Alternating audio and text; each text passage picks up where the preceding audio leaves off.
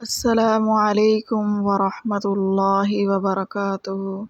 سورہ آل عمران ترجمہ و تفسیر، آیت نمبر 187 تا 194۔ اس سے پہلے آپ ہمارے چینل کو سبسکرائب کریں، بیل آئیکن کو پریس کریں، لائک اور شیئر کریں۔ نحمدہ ونصلی علی رسولہ الکریم، اما بعد فاعوذ باللہ من الشیطان الرجیم، بسم اللہ الرحمن الرحیم۔ سبحانک لا علم لنا الا ما علمتنا انک انت العلیم الحکیم۔ رب اشرح لی صدری ویسر لی امری واحلل عقدۃ من لسانی یفقہوا قولی۔ رب زدنی علما، رب زدنی علما، رب زدنی علما۔ لقد جاءکم رسول من انفسکم عزیز علیہ ما عنتم حریص علیکم بالمؤمنین رؤوف رحیم۔ فإن تولوا فقل حسبی اللہ لا الہ الا ہو علیہ توکلت وہو رب العرش العظیم۔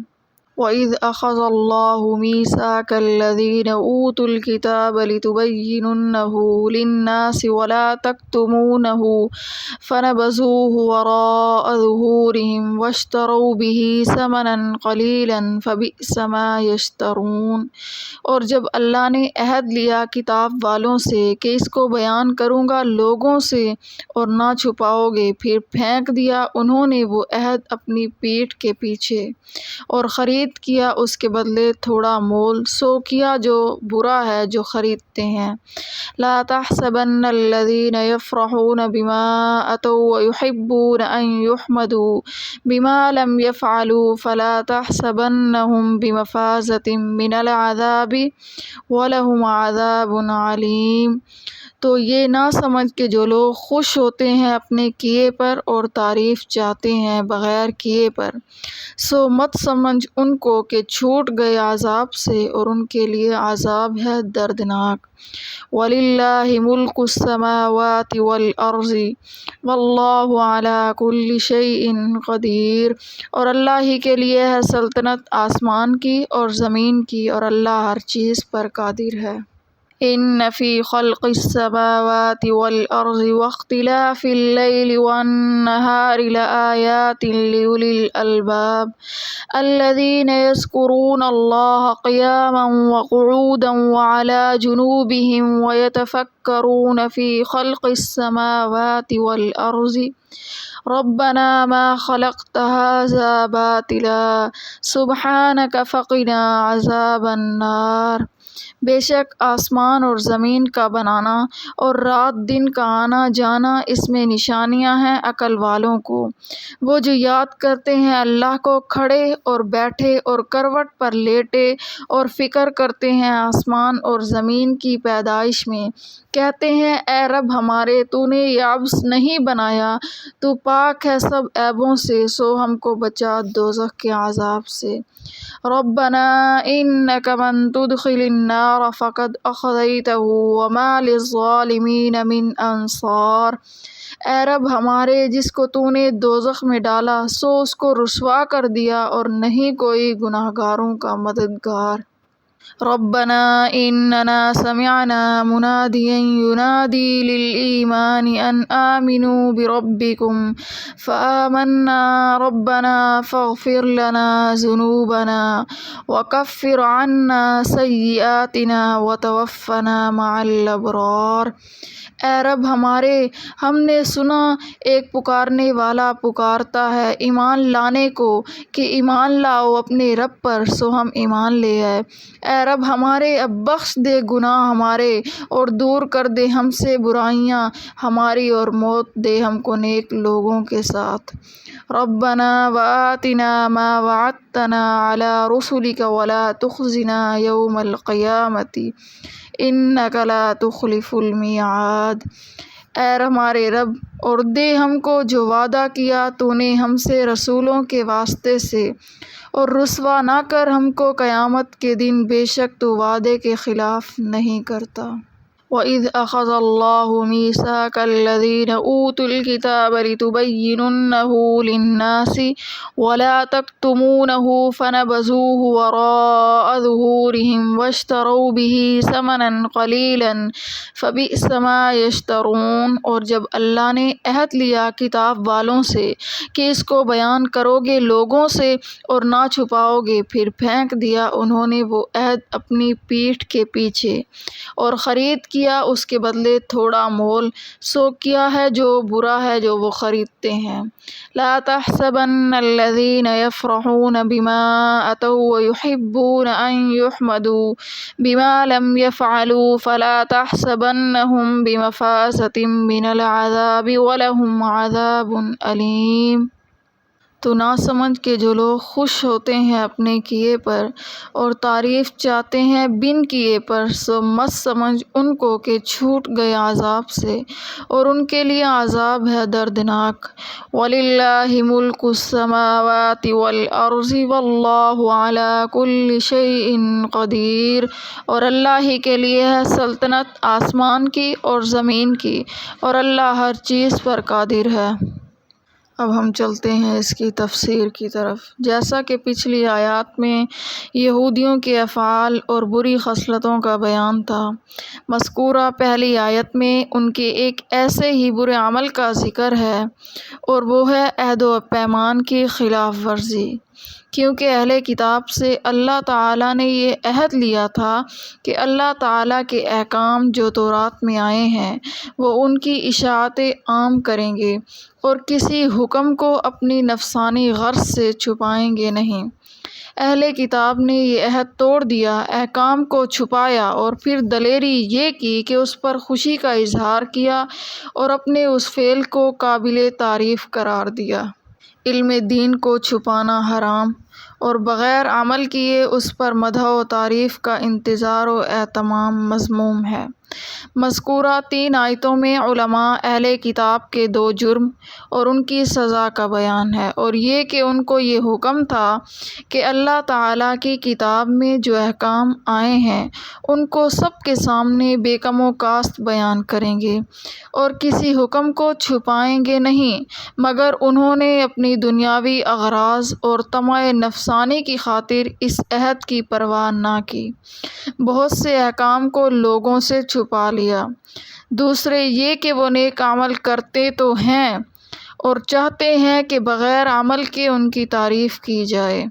احکام تورات کو چھپانے کا واقعہ تو صحیح بخاری میں بروایت حضرت عبداللہ ابن عباس رضی اللہ تعالی عنہ سے منقول ہے۔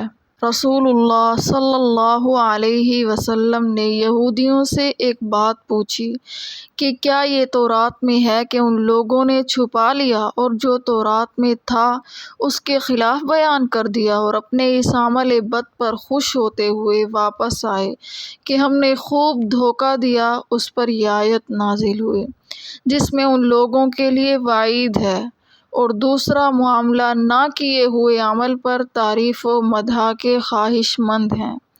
یہ ہے کہ منافقین یہود کا ایک طرز عمل یہ بھی تھا، جب کسی جہاد کا وقت آتا تو بہانے لے کر گھر میں بیٹھ جاتے اور اسی طرح جہاد کی مشقت سے بچنے پر خوشیاں مناتے، اور جب رسول اللہ صلی اللہ علیہ وسلم واپس آتے تو آپ صلی اللہ علیہ وسلم کے سامنے جھوٹی قسمیں کھا کر عذر بیان کر دیتے اور اس کے طالب ہوتے تھے کہ ان کے اس عمل کی تعریف کی جائے۔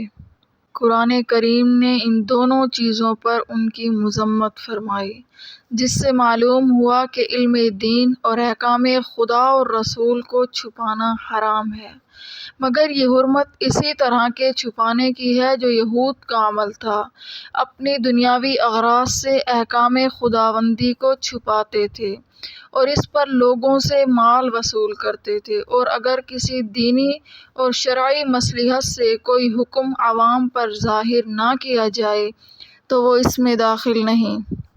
بعض اوقات کسی حکم کے اظہار سے عوام کی غلط فہمی اور فتنہ میں مبتلا ہو جانے کا خطرہ ہوتا ہے۔ اس خطرے کی بنا پر کوئی حکم پوشیدہ رکھا جائے تو مذائقہ نہیں، اور کوئی نیک عمل کرنے کے بعد بھی اس پر مدح و ثنا کا انتظار و اہتمام کرے تو عمل کرنے کے باوجود بھی قواعد شرعیہ کی روح سے مذموم ہے، اور نہ کرنے کی صورت میں تو اور بھی زیادہ مذموم ہے۔ اور طبعی طور پر یہ خواہش ہونا کہ میں بھی فلاں نیک کام کروں اور نیک نام ہوں، وہ اس میں داخل نہیں جبکہ اس نیک نامی کا اہتمام نہ کرے۔ ان فی خلق السماوات والارض واختلاف اللیل والنہار لآیات لأولی الالباب الذین یذکرون اللہ قیاما وقعودا وعلی جنوبہم ويتفكرون في خلق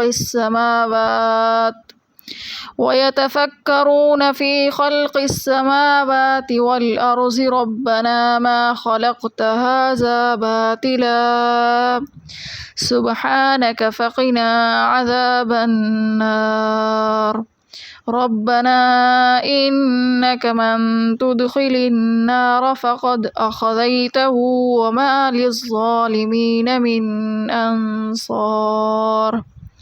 بے شک آسمان اور زمین کا بنانا اور رات دن کا آنا جانا، اس میں نشانیاں ہیں عقل والوں کو، وہ جو یاد کرتے ہیں اللہ کو کھڑے اور بیٹھے اور کروٹ پر لیٹے، اور فکر کرتے ہیں آسمان اور زمین کی پیدائش میں، کہتے ہیں اے رب ہمارے، تو نے یہ عبث نہیں بنایا، تو پاک ہے سب عیبوں سے، سو ہم کو بچا دوزخ کے عذاب سے۔ اے رب ہمارے، جس کو تو نے دوزخ میں ڈالا سو اس کو رسوا کر دیا، اور نہیں کوئی گناہگاروں کا مددگار۔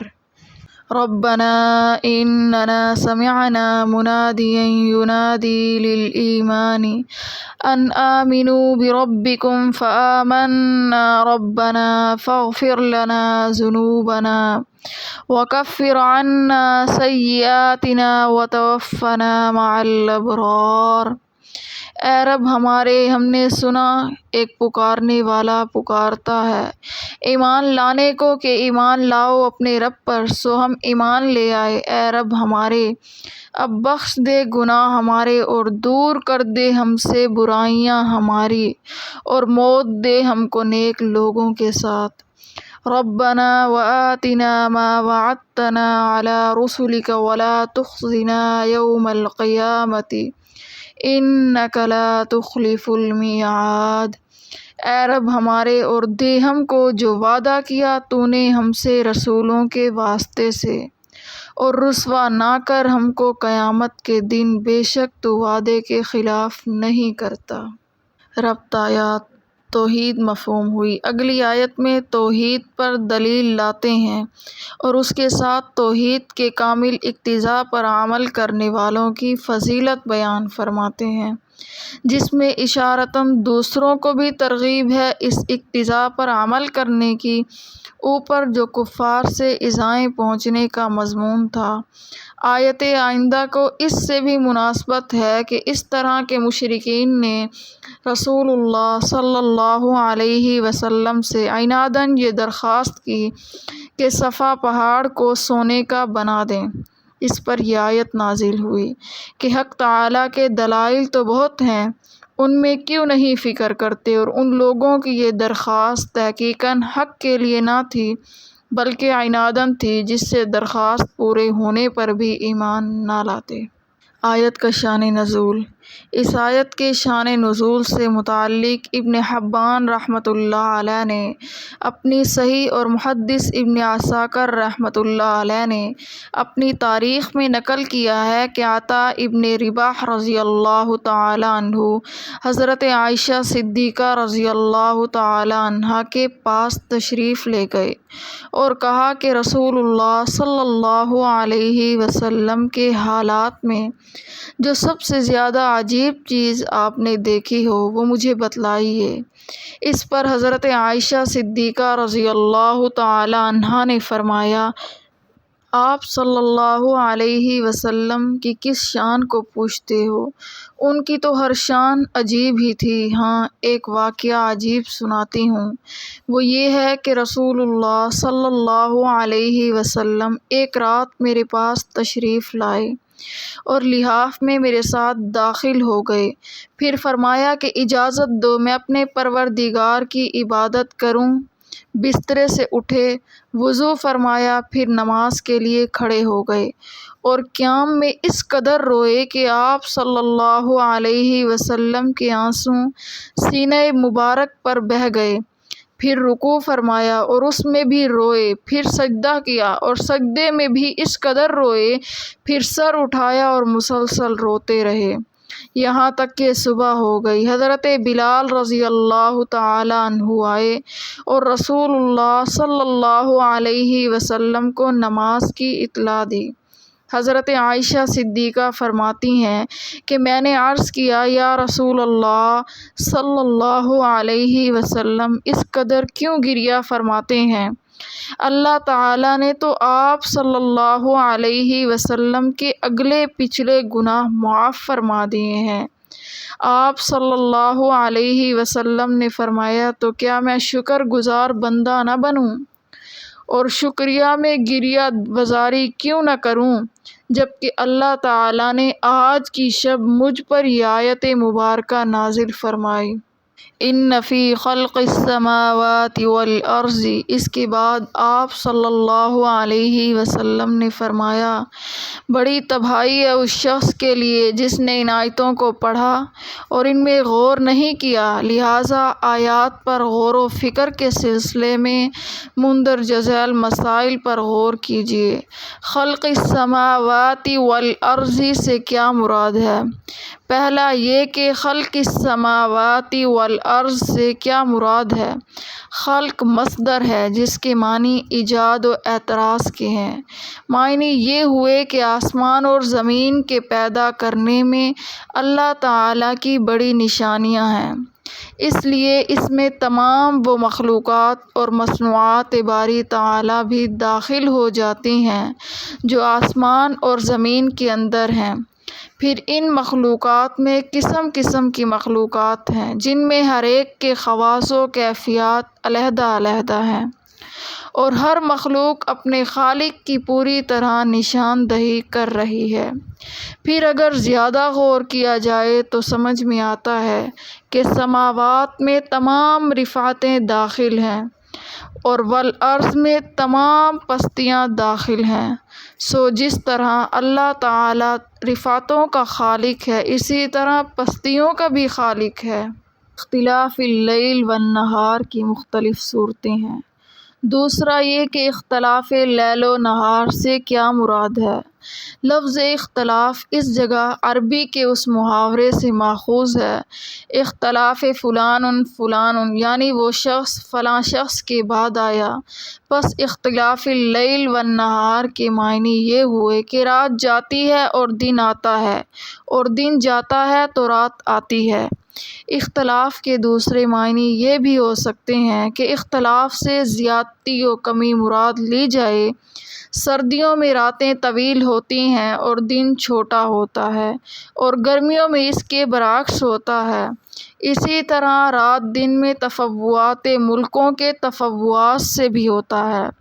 مثلاً جو ممالک قطب شمالی سے قریب ہیں ان میں دن زیادہ طویل ہوتا ہے بنسبت ان شہروں کے جو قطب شمالی سے دور ہیں، اور ان امور میں سے ہر ایک اللہ تعالیٰ کی قدرت کاملہ پر روشن دلیل ہے۔ لفظ آیات کی تحقیق۔ تیسرا امر یہ ہے کہ لفظ آیات کے کیا معنی ہیں۔ آیت کی جمع ہے اور یہ چند لفظی معنی کے لیے بولا جاتا ہے۔ آیات معجزات کو بھی کہا جاتا ہے اور قرآن مجید کی آیات پر بھی اس کا اطلاق ہوتا ہے۔ اس کے تیسرے معنی دلیل اور نشانی کے بھی ہیں۔ یہاں پر یہ تیسرے معنی مراد ہیں، یعنی ان امور میں اللہ تعالیٰ کی بڑی نشانیاں اور قدرت کے دلائل ہیں۔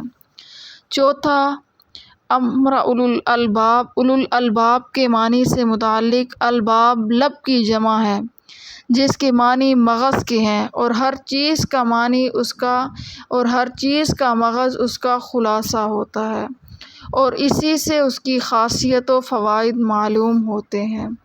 اسی لیے انسانی عقل کو لب کہا گیا، کیونکہ عقل ہی انسان کا اصلی جوہر ہے۔ اولو الالباب کے معنی ہیں عقل والے۔ اب یہاں یہ مسئلہ غور طلب تھا کہ عقل والوں سے کون لوگ مراد ہیں، کیونکہ ساری دنیا عقل مند ہونے کی مدعی ہے، کوئی بے وقوف بھی اپنے آپ کو بے عقل تسلیم کرنے کے لیے تیار نہیں۔ اسی لیے قرآن کریم نے عقل والوں کی چند ایسی علامات بتلائی ہیں جو در حقیقت عقل کا صحیح معیار ہیں۔ پہلی علامت اللہ تعالیٰ پر ایمان ہے۔ غور کیجئے تو محسوسات کا علم کان، آنکھ، ناک، زبان وغیرہ سے حاصل ہوتا ہے، جو بے عقل جانوروں میں بھی پایا جاتا ہے، اور عقل کا کام یہ ہے کہ علامات و قرائن اور دلائل کے ذریعے کسی ایسے نتیجے تک پہنچا جائے جو محسوس نہیں ہے، اور جس کے ذریعے سلسلہ اسباب کی آخری کڑی کو پایا جا سکے۔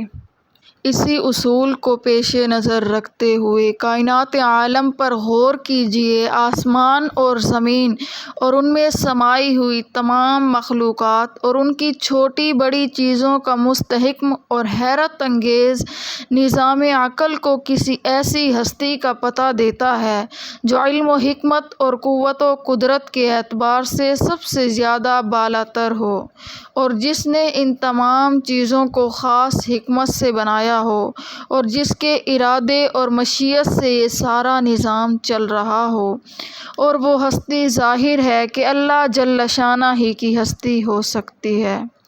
انسانی ارادوں اور تدبیروں کے فعل ہونے کا ہر جگہ اور ہر وقت مشاہدہ ہوتا رہتا ہے۔ اس کو اس نظام کا چلانے والا نہیں کہا جا سکتا، اسی لیے آسمان اور زمین کی پیدائش اور ان میں پیدا ہونے والی مخلوقات کی پیدائش میں غور و فکر کرنے کا نتیجہ عقل کے نزدیک اللہ تعالیٰ کی معرفت اور اس کی اطاعت و ذکر ہے۔ جو اس سے غافل ہے وہ عقل مند کہلانے کا مستحق نہیں ہے۔ اسی لیے قرآن کریم نے عقل والوں کی علامات بتلائی۔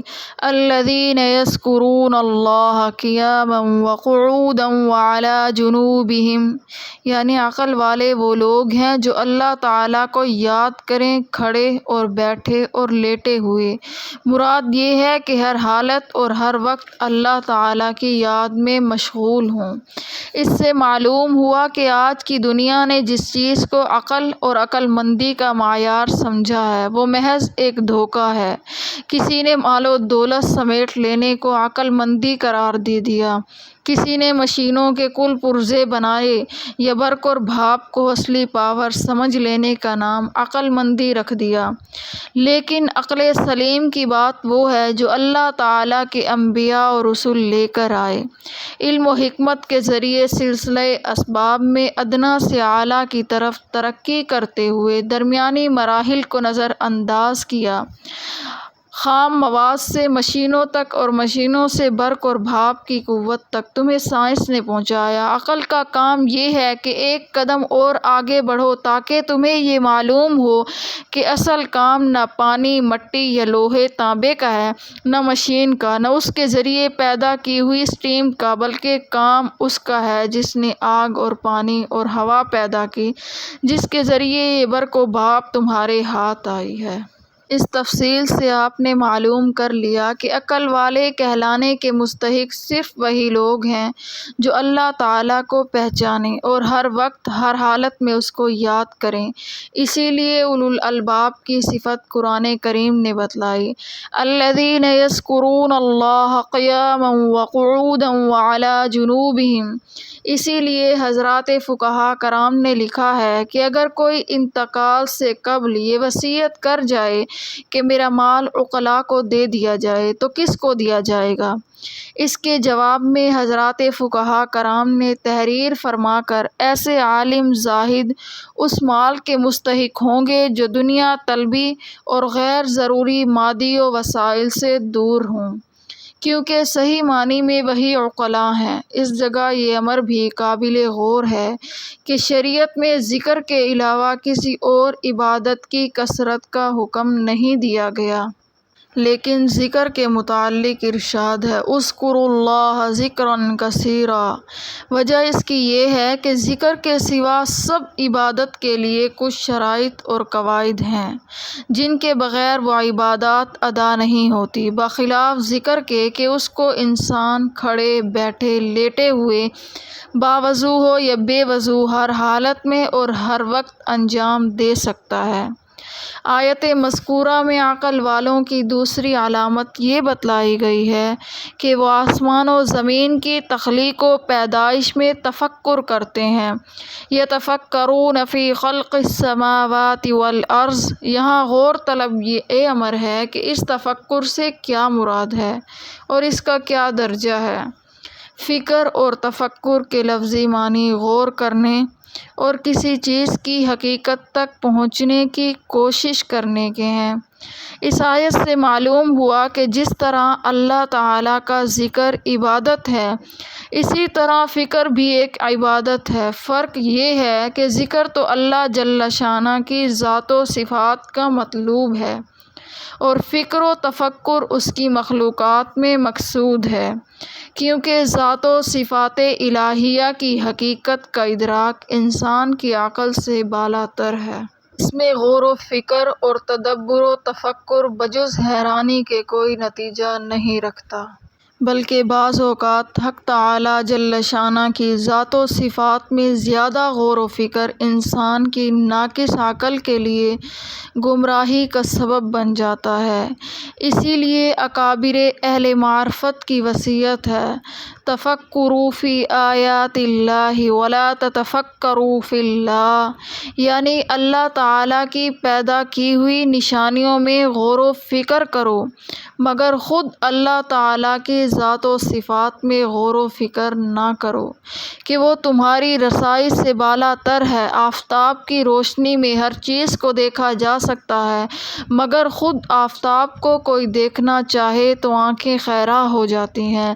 ذات و صفات کے مسئلے میں تو بڑے بڑے ماہر فلاسفہ اور جہانوں کی سیر کرنے والے ارباب معرفت نے آخر کار یہی نصیحت کی ہے کہ البتہ غور و فکر اور عقل کی دوڑ و دھوپ کا میدان مخلوقات الہیہ ہیں، جن میں صحیح غور و فکر کا لازمی نتیجہ ان کے خالق جل شانہ کی معرفت ہے۔ اتنا عظیم الشان وسیع و عریض آسمان اور اس میں آفتاب و مہتاب اور دوسرے ستارے جن میں کچھ ثوابت ہیں جو دیکھنے والوں کو اپنی جگہ ٹھہرے ہوئے دکھائی دیتے ہیں، کوئی بہت آہستہ حرکت ہو تو اس کا پہلا علم پیدا کرنے والے کو ہی ہے۔ حضرت عمر بن عبد العزیز رحمۃ اللہ علیہ نے اس غور و فکر کو افضل عبادت قرار فرمایا۔ حضرت حسن بن عامر رضی اللہ تعالی عنہ نے فرمایا کہ میں نے بہت سے صحابہ کرام رضوان اللہ علیہم اجمعین سے سنا ہے، سب یہ فرماتے تھے کہ ایمان کا نور اور روشنی تفکر ہے۔ حضرت ابو سلمان دورانی رحمۃ اللہ علیہ نے فرمایا میں گھر سے نکلتا ہوں تو جس چیز پر میری نگاہ پڑتی ہے میں کھلی آنکھوں سے دیکھتا ہوں، اس میں میرے لیے اللہ تعالیٰ کی ایک نعمت ہے اور اس کے وجود میں میرے لیے عبرت حاصل کرنے کا سامان موجود ہے۔ حضرت سفیان بن عیینہ رحمۃ اللہ علیہ کا ارشاد ہے کہ غور و فکر ایک نور ہے جو تیرے دل میں داخل ہو رہا ہے۔ حضرت وہب بن منبہ رحمۃ اللہ علیہ نے فرمایا کہ جب کوئی شخص کثرت سے غور و فکر کرے گا تو حقیقت سمجھ لے گا اور جو سمجھ لے گا اس کو علم صحیح حاصل ہو جائے گا، اور جس کو علم صحیح حاصل ہو گیا وہ ضرور عمل بھی کرے گا۔ حضرت عبداللہ بن عمر رضی اللہ تعالی عنہ نے فرمایا کہ ایک بزرگ کا گزر ایک عابد زاہد کے پاس ہوا جو ایسی جگہ بیٹھے ہوئے تھے کہ ان کی طرف قبرستان تھا اور دوسری طرف گھروں کا کوڑا کباڑ وغیرہ تھا۔ گزرنے والے نے بزرگ سے کہا کہ دنیا کے دو خزانے تمہارے سامنے ہیں، ایک انسانوں کا خزانہ جس کو قبرستان کہتے ہیں، دوسرا مال و دولت کا خزانہ جو فضلات اور گندگی کی صورت میں ہے۔ یہ دونوں خزانے عبرت کے لیے کافی ہیں۔ حضرت عبداللہ ابن عمر رضی اللہ تعالیٰ عنہ اپنے قلب کی اصلاح و نگرانی کے لیے شہر سے باہر کسی ویرانے کی طرف نکل جاتے تھے اور وہاں پر پہنچ کر کہتے تھے کہ تیرے بسنے والے کہاں گئے؟ پھر خود ہی جواب دیتے تھے کل شیء حالک الا وجہہ، اللہ تعالیٰ کی ذات کے سوا ہر چیز ہلاک ہونے والی ہے۔ اسی طرح تفکر کے ذریعے آخرت کی یاد اپنے قلب میں مستحضر کرتے تھے۔ حضرت بشر حافی رحمۃ اللہ علیہ نے فرمایا اگر لوگ اللہ تعالیٰ کی عظمت میں تفکر کرتے تو اس کی معصیت و نافرمانی نہ کر سکتے تھے۔ حضرت عیسیٰ علیہ السلام نے فرمایا اے ضعیف الخلقت آدمی، تو جہاں بھی ہو خدا سے ڈر اور دنیا میں ایک مہمان کی طرح بسر کر، اور مساجد کو اپنا گھر بنا لے، اور اپنی آنکھوں کو خوف خدا سے رونے کا اور جسم کو صبر کا اور قلب کو تفکر کا عادی بنا دے، اور کل کے رزق کی فکر نہ کر۔ بعض حکام نے فرمایا ہے کہ جو شخص کائنات عالم کو عبرت کی نگاہ سے نہیں دیکھتا تو بقدر اس کی غفلت کے اس کے قلب کی بصیرت مٹ جاتی ہے۔ حیرت انگیز ایجادات اور ان میں الجھ کر رہ جانے والے موجودین کی خدا تعالیٰ اور اپنے انجام کار سے غفلت حکماء کے اس مقولے کی کھلی شہادت ہے کہ سائنس کی ترقیات جوں جوں خدا تعالیٰ کی کمال صنعت کے رازوں کو کھولتی جاتی ہیں، اتنا ہی وہ خدا شناسی اور حقیقت آگاہی سے اندھے ہوتے جاتے ہیں۔ قرآن کریم نے ایسے ہی بابصیرت لکھے پڑھے جاہلوں کے متعلق ارشاد فرمایا وَكَأَيِّن مِّنْ آيَةٍ فِي السَّمَاوَاتِ وَالْأَرْضِ يَمُرُّونَ عَلَيْهَا وَهُمْ عَنْهَا مُعْرِضُونَ، یعنی آسمان اور زمین میں کتنی ہی نشانیاں ہیں جن سے یہ لوگ منہ موڑ کر گزر جاتے ہیں، ان کی حقیقت و صنعت اور ان کے صانع کی طرف توجہ نہیں دیتے۔ خلاصہ کلام یہ ہے کہ اللہ تعالیٰ کی مخلوقات و مصنوعات میں غور و فکر کر کے اس کی عظمت و قدرت کا استحضار ایک اعلیٰ عبادت ہے۔ ان سے کوئی عبرت حاصل نہ کرنا سخت نادانی ہے۔ ربنا ما خلقت هذا باطلا، یعنی حق تعالیٰ کی عظیم اور غیر محصور مخلوقات میں غور و فکر کرنے والا اس نتیجے پر پہنچے بغیر نہیں رہ سکتا کہ ان تمام چیزوں کو اللہ تعالیٰ نے فضول و بیکار پیدا نہیں کیا ہے، بلکہ ان کی خلقت میں ہزاروں حکمتیں مضمر ہیں۔ ان سب کو انسان کا خادم اور انسان کو مخدوم کائنات بنا کر انسان کو اس غور و فکر کی دعوت دی ہے کہ ساری کائنات کو تو اس کے فائدے کے لیے بنی ہے اور انسان خدا تعالیٰ کی اطاعت و عبادت کے لیے پیدا ہوا ہے۔ یہی اس کا مقصد زندگی ہے۔ اس کے بعد غور و فکر اور تفکر و تدبر کے نتیجے ہیں۔ وہ لوگ اس حقیقت پر پہنچے کہ کائنات عالم فضول و بیکار پیدا نہیں کی گئی، بلکہ یہ سب خالق کائنات کی عظیم قدرت و حکمت کے روشن دلائل ہیں۔ آگے ان لوگوں کی چند درخواستوں اور دعاؤں کا ذکر ہے جو انہوں نے اپنے رب کو پہچان کر اس کی بارگاہ میں پیش کی۔ پہلی درخواست یہ ہے فقنا عذاب النار، یعنی ہمیں جہنم کے عذاب سے بچائیے۔ دوسری درخواست یہ ہے کہ ہمیں آخرت کی رسوائی سے بچائیے، کیونکہ جن کو آپ نے جہنم میں داخل کر دیا اس کو سارے جہان کے سامنے رسوا کر دیا۔ بعض علماء نے لکھا ہے کہ میدان حشر کے اندر رسوائی ایک ایسا عذاب ہوگا کہ آدمی یہ خواہش کرے گا کہ کاش اے جہنم میں ڈال دیا جاؤں، اور اس کی بدکاریوں کا چرچا اہل محشر کے سامنے نہ ہو۔ تیسری درخواست یہ ہے کہ ہم نے آپ کی طرف سے آنے والے منادی یعنی رسول اللہ صلی اللہ علیہ وسلم کی آواز کو سنا اور اس پر ایمان لے آئے تو آپ ہمارے بڑے گناہوں کو معاف فرما دیں اور ہمارے عیوب اور برائیوں کا کفارہ فرما دیں اور ہمیں نیک لوگوں کے ساتھ موت دیں یعنی ان کے زمرے میں شامل فرما لیں۔ یہ تین درخواستیں تو عذاب اور تکالیف اور مضرت سے بچنے کے لیے تھی۔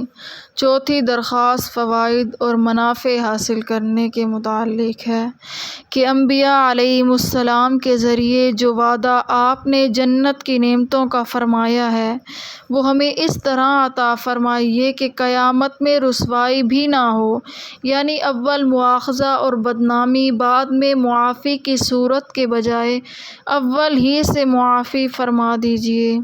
آپ تو وعدہ خلافی نہیں کیا کرتے، مگر اس عرض و معروض کا مقصد یہ ہے کہ ہمیں اس قابل بنا دیجیے کہ ہم یہ وعدہ حاصل کرنے کے مستحق ہو جائیں اور پھر اس پر قائم رہیں، یعنی خاتمہ ایمان اور عمل صالح پر ہو۔ سبحان اللہ وآخر دعوانا ان الحمد للہ رب العالمین۔